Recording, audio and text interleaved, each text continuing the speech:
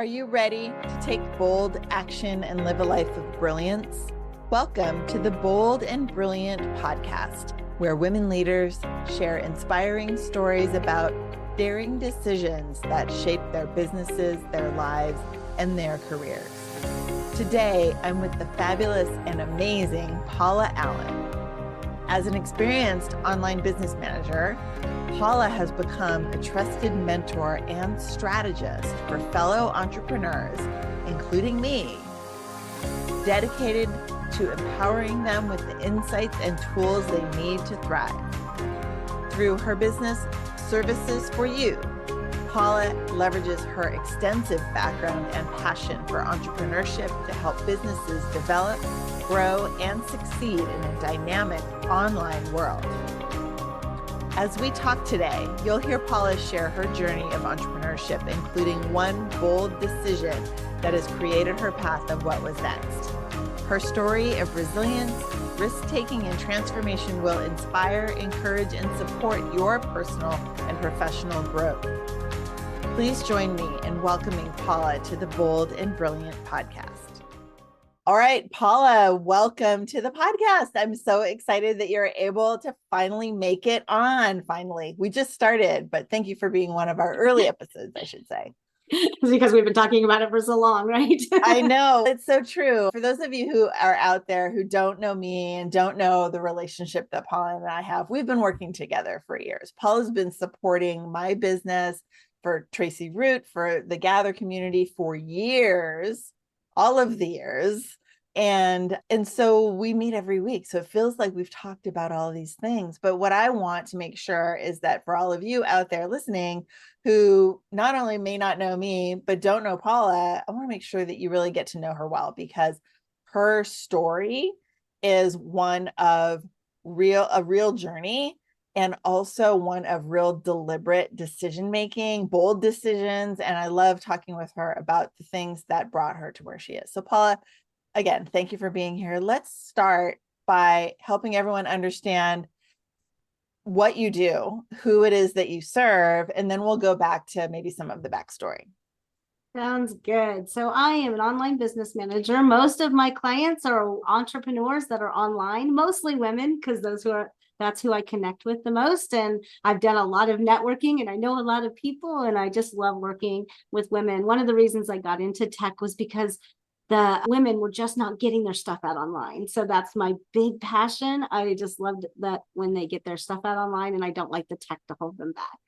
So, yeah, the tech holding people back and holding women back, right? We're so passionate about getting things going that sometimes we don't know what we don't know until all of a sudden we come up against this brick wall of lack of knowledge. And I know that you have talked about you're super tech savvy, and the women that you're helping, they know exactly what they want to do, but they just don't know how to do it. So we walk through strategy and journey, and we take care of all that. We just put those pieces together, and I try to make it as simple as possible, because the more simple it is, the less tech will break, the less you won't be able to do it, the less frustrated you'll be at 11 o'clock at night on a Friday when you can't get a hold of anyone, things like that.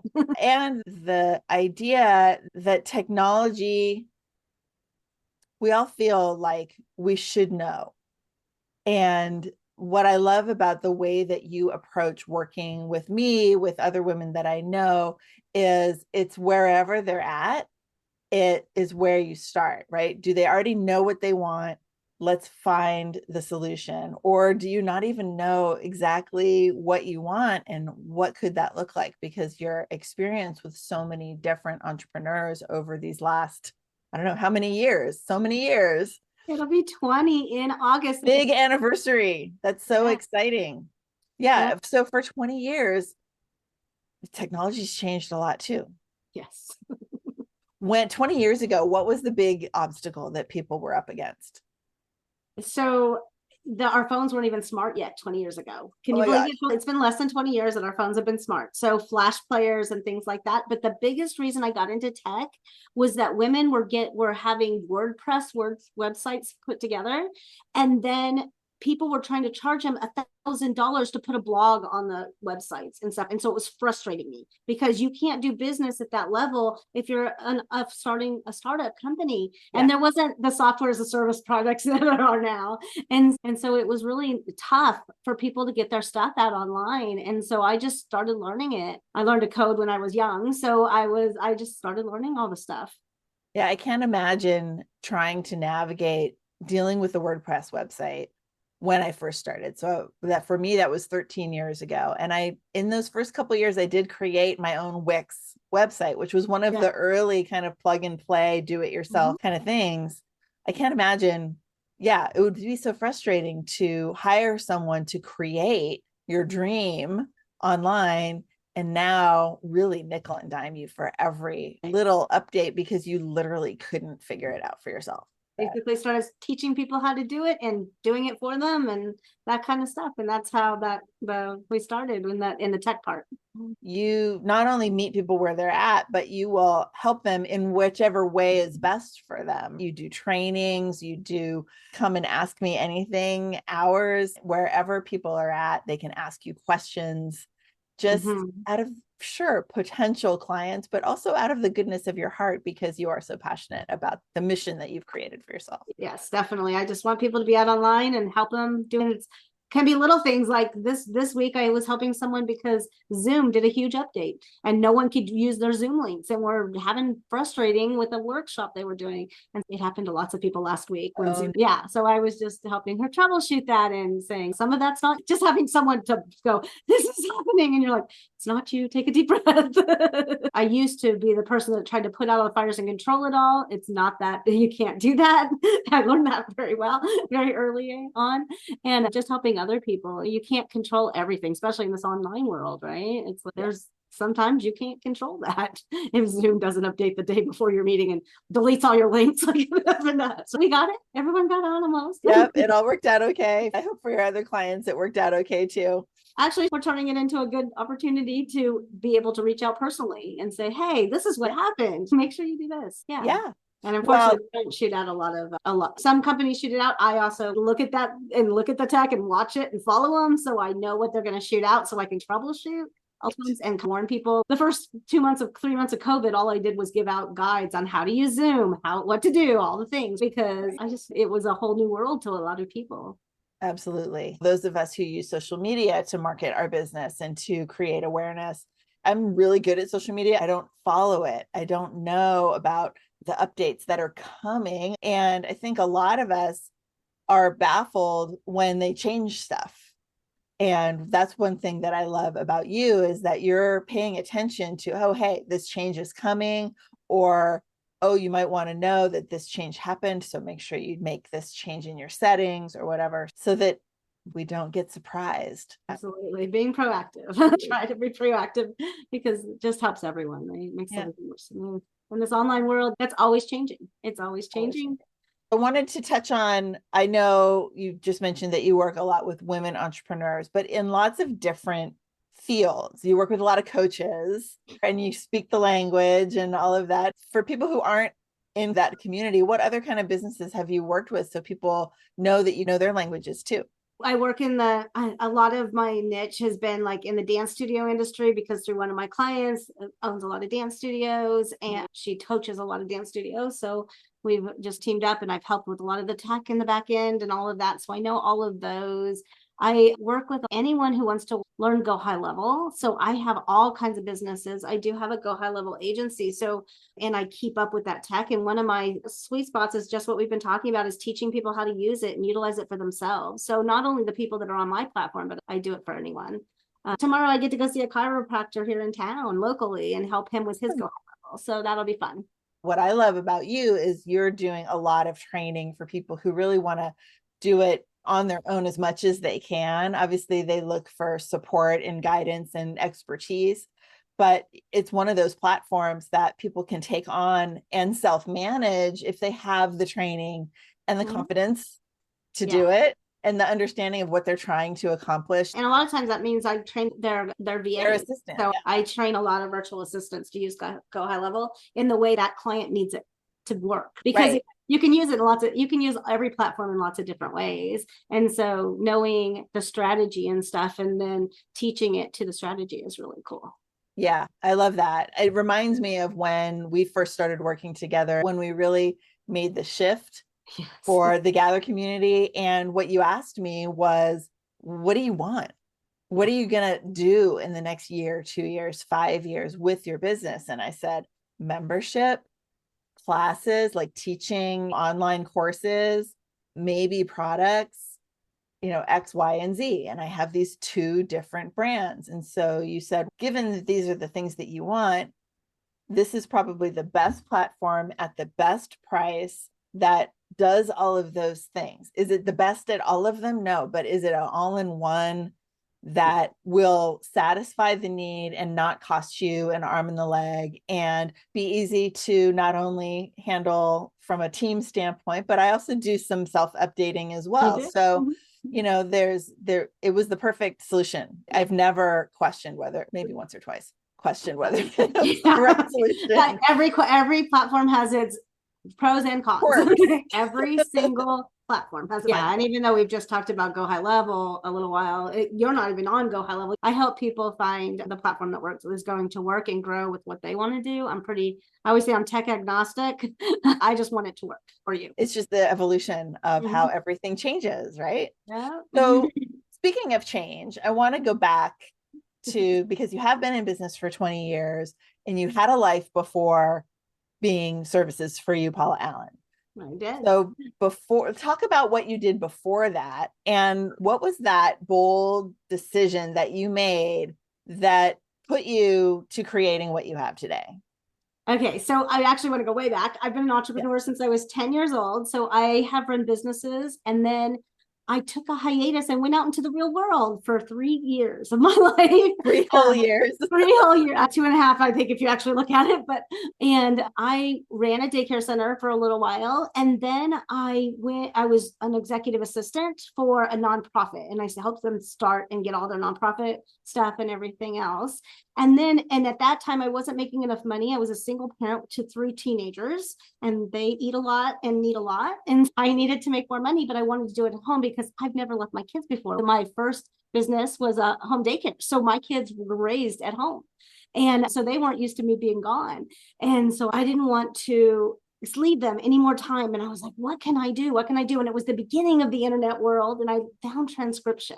And so I started working on these teams for transcription. And I did it for about a year, got really good at it. I was managing one person's team. That executive assistant job, I talked them into letting me work from home so I could do everything all at once in one place. And one day I said, things just weren't working well in anything I was doing. And I'm like, I'm going to go do this myself. And so I literally looked at my daughter. She was sitting on the couch. She was 16 at the time. She was the only one home. And I said, we're either going to be on the streets or we're going to eat and we're going to have a roof over our head next month. I don't know. And I sent 30-day notices to 2. Actually, it was about 3 jobs, but one of them wasn't that big. But yeah, on the same exact day. And so I had to make it. I had 3 kids at home that liked food. And so I figured it out. It was really hard as a single parent to make that decision. I bet. So had you been thinking about it for a long time before that day, and was there a straw that broke the camel's back that day? Or was it just I don't know what it is, but today's the day. Yeah. So I'm a planner in my head for months before I do anything. So it looks like I might take a big leap, but I haven't worked out. And I knew I had enough money to keep us going for a little while I got it going. And one day I just said, why am I still doing this when I know this is what I'm going to do? And I was like, okay, today's the day. And I probably said tomorrow is. I'm a calendar person. I'm like, on the first of the month, I'll give them 30 days notice, that kind of thing, and figure it out. And yeah, so I planned. And did you end up staying with them that whole 30 days? I did. Yes. Both of them I stayed with the 30 days, and I actually stayed on doing some other stuff for them. I just moved out of running things roles. One of them, I trained someone else to do what I was doing. That was the nonprofit. I trained her to do what I was doing and showed her how everything was set up and everything. And the other one was a transcription company. And so the owner had to take back over. And I had to send out an email telling them that I had a non-compete agreement, because non-competes are big things. But I've always been provided for. It was cool how everything worked, because that was a transcription company that I started at first.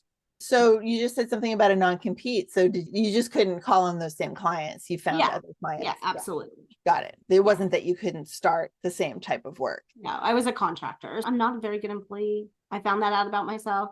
You tell me I have to be at work from 8 to 5 and do my work job, I'll be grumpy and not wanting to do it. You leave me alone and I'll come to work from 10 to 10. It's funny to think of the employment versus working for ourselves and the ability that we have to focus when it's something that we really are caring about. When I was doing that transcription company, it was the boom of when everyone was writing their own autobiographies. All the big wigs were, and it was a big thing. And so we were transcribing tons of those through interviews because they were ghostwriting. Yeah, it was fun.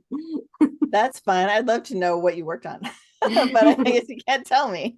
I can now. So maybe they're all out. They're all out. They've been anyone interesting? Anyone interesting that you learned about that had an impact on you? First of all, we did a lot of internet startup companies and stuff like that. So I learned a lot about business. One of my clients was really in that world. And so that startup world in Silicon Valley and stuff, I was living in California at the time. So I wasn't too far from Silicon Valley. And it was really interesting to learn all the business stuff and so it was fun. I called that my daily classroom. We did Harvard Business School stuff from their lectures. That was fun. I learned so much. That's why we do all this personal professional development reading, is to get to learn from their experience, but to do it like right when it was happening. That must have been amazing. Yeah. So you decided one day you didn't just pick up and leave. You gave them notice. But you knew that you wanted to create something different. You started a new transcription company. How long did you do that company before you got to creating what you have now? So it morphed into the VA world. So that was the early 2000s. The transcription was a big thing. It was huge. There was lots of stuff out there. We actually grew to 6 figures in 16 months because I got a very lucrative contract with a company that remember when I said those smartphones weren't smart yet? Yeah. YouTube was just coming out, and YouTube used to have PDFs underneath them. If you haven't been around that long, downloads for 2 reasons. One, the flash players didn't work very well, so some people couldn't use them. And the other was they didn't think people would watch video more than they would read, because the world hadn't changed all the way yet. Yeah. And so we were one of the preferred providers for those transcripts. And so that was fun. And that launched my company. I had 65 transcriptionists working for me at one point in time and everything. And it was a lot. My kids were like 80 hours a week. I was on that computer and I started getting carpal tunnel. It took a long time, but I started helping entrepreneurs because I was seeing that my clients needed more than that. They were getting locked out of their WordPress sites. We were doing all kinds of things. I just started supporting them in that way. And I saw the transcription world go down. I don't know if you guys remember, I think it was the fall of 2011. It might've been 10 when the government shut down for 3 straight weeks. Yeah, it rings a bell. It was a crazy time in my life, but the government shut down for 3 straight weeks. It took me about a week, or my whole team to get caught up on everything we were doing. And then all of a sudden it was like, where's the work? And then the internet, the iPhones and all of that stuff, it was right after that everything started exploding in a different way. And I could see the transcription world going away. All the electronic health records went online. So there wasn't as much of that kind of transcription. There was a lot of difference. I could see it. So 2 of my girls had teams that worked under them. So I had 65 transcriptionists, plus they had teams sometimes, and were taking a lot of my work. And so I transitioned out of the transcription company by selling it to them and staying on for a year, but with stipends. So I had a monthly retainer and I trained them exactly how to get work and all the things, because getting work has never been a problem of mine. And so I trained them on all of that and where it was coming from, got them on those vendors and all the things. So it was that. And then I moved my company into a virtual assistant agency. That's amazing. Was that a thought when you created your first business? Did you think, I want to build this so that I can sell it and then I'll start something new? Is that your entrepreneur mindset? It wasn't. Now it is. Now I'm like, how do I transition out? But I think it's the age, right? So I'm a lot older than I was then, and I don't have children at home that need to eat. I just go to their house and eat now. And they're the ones with all the kids and the fun. And yeah, at that time I wasn't, but because I studied so much business and stuff, I could see what was coming. I can usually see what's coming. And it's like right now with the world with AI, I'm just watching to see what's going to happen with this business world and this online world and what's going on. It's really interesting. I love business systems. I love like studying them and looking at them and all of that. Yeah, I love the relationship that you mentioned to that shutdown, and then all of a sudden everything really shifted. It's almost like that was like the kick in the pants that some of the people who've been working on some things needed to be like, I'm not going to be reliant on this thing that I don't have a say in, and start to create my own. And maybe the smartphone companies and all of that started to shift. And you got to think of what else was happening in the world then. In 2010 to 2012, we had a housing crisis. We had a recession in 2008. 9/11 happened. So all of that happened right in that era. So yeah, it was a big shift. And I saw it again with COVID. Now you see all the AI stuff coming out, right? Because everyone had time to stay home and go, what am I really going to do with my life? So with COVID, now it's literally, by the time this comes out, we'll be past the 5-year anniversary of the lockdown. So for those of us who are in that coaching world, like imagining what you want your business to look like 5 years from now, most people struggle with that. So have you thought about what your business is going to look like 5 years from now, or what you think it's going to shift into? Yeah, so I've already started like that, because I'm doing more consulting, more strategy work and stuff like that, instead of being in actually doing the work. I love teaching people how to do it, how to work with them. And whether that's a virtual assistant, whether that's one of my girls on my team, or an entrepreneur trying to do it themselves. And so marketing consulting, as you get older, I can't work 100 hours a week anymore like I used to be able to. And do we want to, right? Yeah, no, I don't want to. So it's really cool to be able to work online and to travel and to do what I need to do. Yeah, for me, the idea of 5 years from now, knowing that my oldest will be out of college, and then the youngest one will probably be edging out of college. That's one of the things I think that 5 years ago, obviously going into lockdown, we had no idea what was to come, and where we're at compared to what we thought we were going to do 5 years is all totally different, because we had the pandemic in the middle.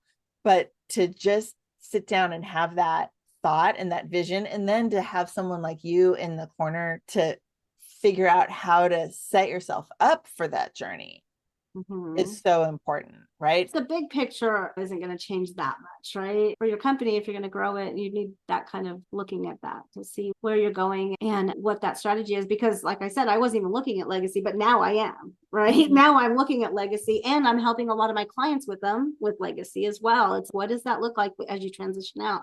Who do we have in place? Let's get all those SOPs in place. Let's get all the standards of procedure, because that way it's really easy to turn over. Yeah. Also, I think we talked about the housing crisis back in 2010, talked about COVID. We're going through some pretty crazy stuff right now as well. And 5 years from now, we don't, again, know what that ramifications are. Yeah, the marketplace is crazy right now. There's not very much stability in it. But what it gives us is a chance to recognize, oh, I don't know what's to come, but what do I want to create in the meantime? You can't just wait.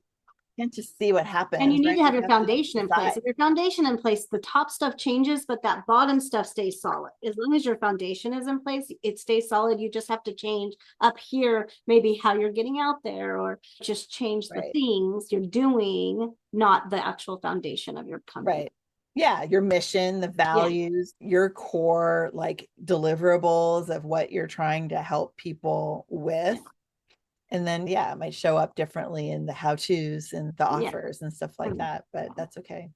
Yeah, it's all fun. It's all fun stuff. I love this stuff. So I could do this all day.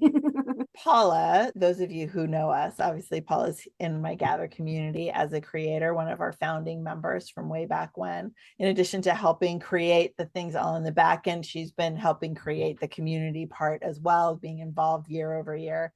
And that's not changing. The things that are coming up, like you said, you're doing a lot of trainings, you're doing a lot of helping people still find their platforms and either figure out how to do it themselves, help their support figure out how to do it.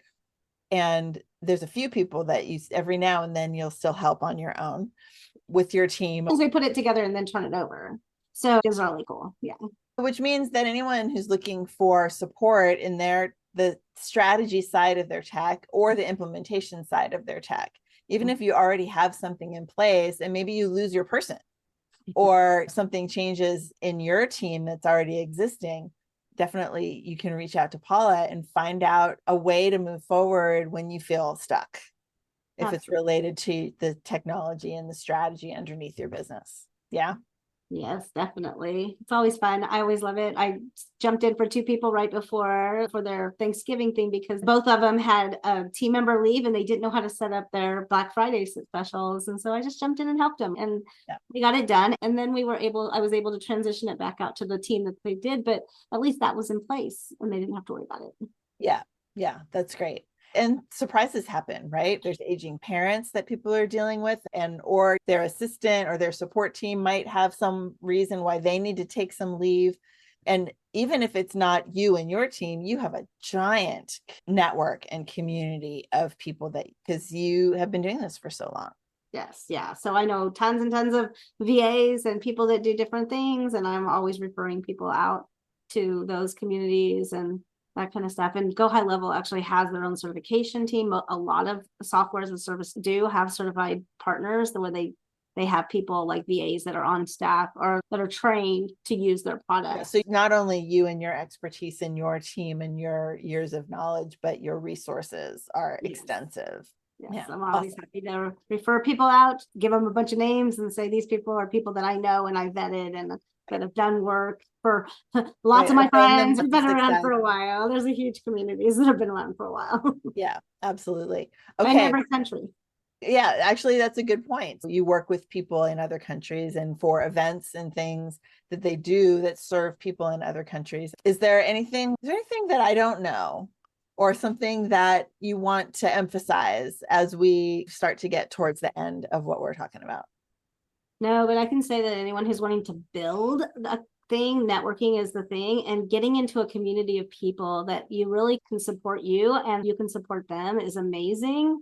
And that's actually how I've built my business. I'm in many communities. Like I said, I've been online for almost over 20 years now, and I'm in many networks and communities. Gather is one of my favorites. And yeah, so I'm a creator. I jumped on board as soon as she opened it. And I said, I'm in, all in. And so just the platform to be able to speak and get out there and talk to people and just share. It's really cool. Awesome. Thanks for saying that. I appreciate it. And not just saying it, but for believing it, yes. for being in all the time. And yeah, I want to touch on that really briefly because you mentioned you're in a bunch of different communities. I also am in a bunch of different communities where I'm an actual paid member of a community. And I find that sometimes we're talking to people who are like, I'm trying to decide which 2 I'm going to join. And they limit themselves. And sometimes it's because that there's a cost associated with it. But really, when we're talking about joining a community, a networking group, having a chance to meet people month over month throughout the year, when we're a $300 investment for 12 months worth of meeting people is a pretty low barrier to entry. Yeah. And I still get referrals from networks that I was in 10 years ago. Yeah. And those networks don't even exist anymore, just from the friendships and I still refer out to those people as well. And I'm like, hey, we haven't talked in a while. Let's catch up. Yeah. But also things like when you said, is there anything I don't know? I'm sure there's lots you don't know personally, but probably not in business because you probably heard it all because I speak so much on your stage. Yes, absolutely. We all have very full lives. There's a lot going on at all times. But yeah, the ability to recognize that the evolution is ongoing, that the relationships that we get to build regardless of where we meet people. And that's one of the best things about social media too, is that we can keep those relationships going even when we're no longer in that group or they're no longer in that group. You connect with someone, these friendships are real friendships. They're not, it's not a separation of church and state. It's not business and personal. It's all interconnected. Negate the idea of leaning into a new community to find people, because you might find your next business partner, collaboration partner, next best friend, the person who's going to have the resource that you need for that aging parent that's coming down the road. All of the things. That's what social media and all of this networking and community is all about. Absolutely. It's so cool. Awesome. Paula, as usual, thank you. And thank you for all of your story and all of your expertise. I will never be able to thank you enough for everything that you've done for me over all these years. It literally, the Gather community would not be what it is had we not co-created a lot of that together, and still continue to develop strategies around how to make it better, reach more people, and serve the women leadership and entrepreneur community out there. So thank you. Thank you for inviting me to be a partner in your business, which is what I always say. I'm a partner in business, and I have to love the mission, and I love it. And we get to see each other in person sometimes, but normally we don't. No, we could say literally we've met in person 5 times. If even, yeah. If that, I mean, count them on one hand, we'll just say. Yeah. But again, next month, which I'm very excited about. Exactly. So can't wait for that. All right, my friend. Thank you again. Thank you for being on the podcast. Thank you for your support of helping the podcast get out there in the world as well. And let's all go have a good time. Thank you for listening to the Bold and Brilliant podcast.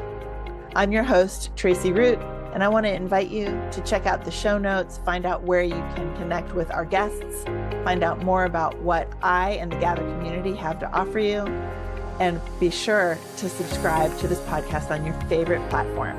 Thanks so much.